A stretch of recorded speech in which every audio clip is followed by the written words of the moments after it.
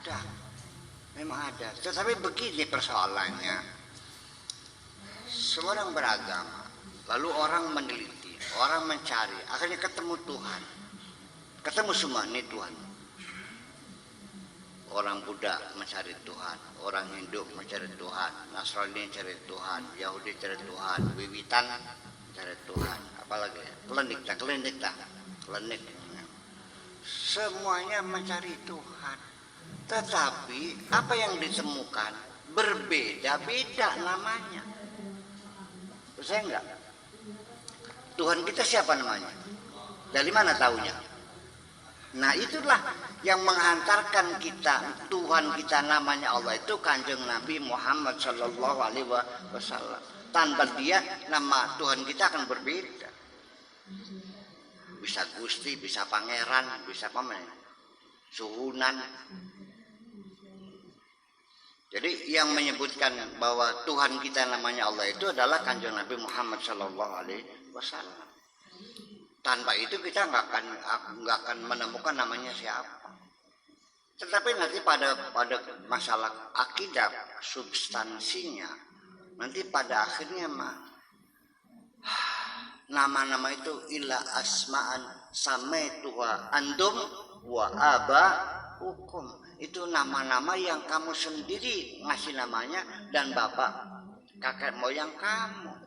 Tapi hakikatnya Tuhan itu adalah satu, yaitu Al-Khaliq itu satu.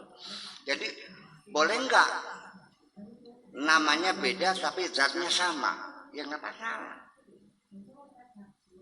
Apakah Haji Mustafa, apa Habib Mustafa, atau Ayib Mustafa, terserah dah. Namanya orangnya itu silakan aja. Apapun namanya kan gitu. Yang penting hakikatnya adalah sama. Nah ini saya ingin mengatakan ini.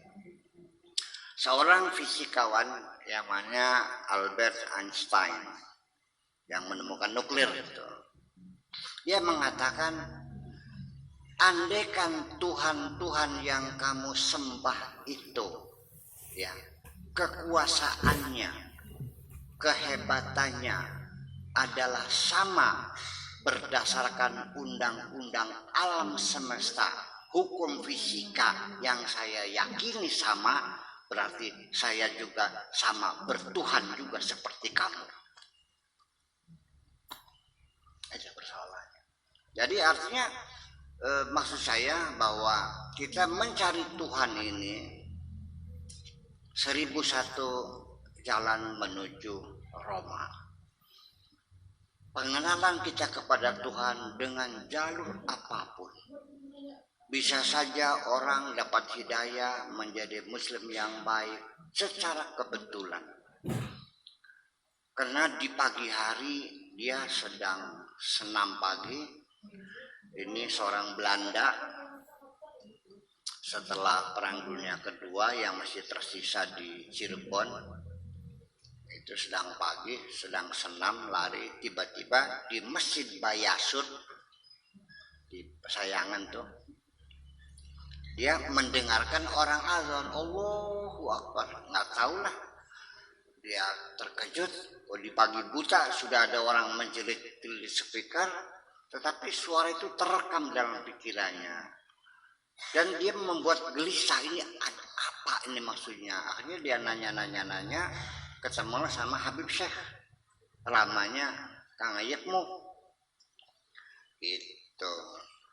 Jadi gara-gara dengar azan itulah langsung dia memproklamirkan keislamannya, membacakan syahadat di tangan Habib Syekh. Ketika orang Belanda pada pulang ke negerinya, beliau tidak mau pulang, ingin tetap tinggal di Cirebon. Akhirnya ditempatkan di makam Jabang Bayi, jadi kemit makam Jabang Bayi. Ya, di apa namanya, kamarnya itu di dekat makamnya Syekh Kalikrian situ. Dan Habib Syekh juga makamnya di bawahnya di Cikrian di situ, di Jabang Bayi sampai sekarang. Itu hanya dengar azan. Ada lagi orang hidayah, menurut hidayah caranya kebetulan nonton wayang. Gara-gara Sami Haji ditanya apakah betul Aswatama terbunuh, dia bilang iya. Padahal maksudnya Aswatama gajah. Begitu berbohong sekali, langsung kereta kencananya itu langsung turun ke bumi, akhirnya menjadi manusia biasa lagi. Berarti satu kali berbohong di dunia terlalu besar tanggung jawabnya. Dia menjadi dapat hidayah setelah nonton wayang. Duduk terus roh penang pengajiannya aja heran orang.